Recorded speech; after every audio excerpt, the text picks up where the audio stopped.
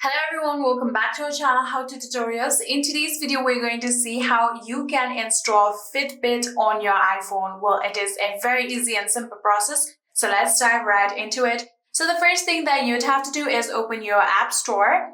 And after opening the App Store, if you are on the home page like this, you'll have to tap on the search icon that you can see right here, and then your search page will open. So after doing so, you can tap on the search bar right here and then start typing Fitbit.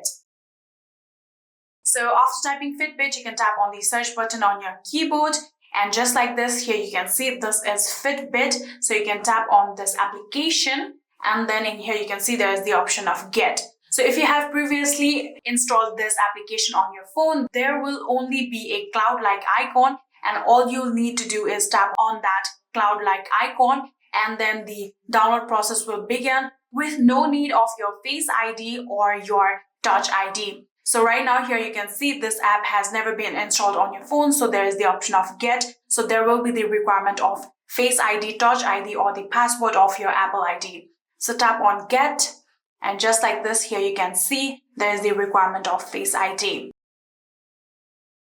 So after verifying your Face ID, here you can see now the download process has begun.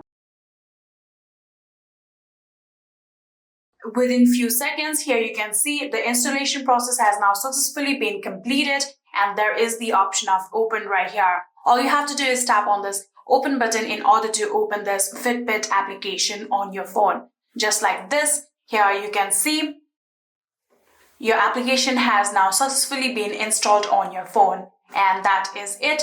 That is how you can install Fitbit on your iPhone.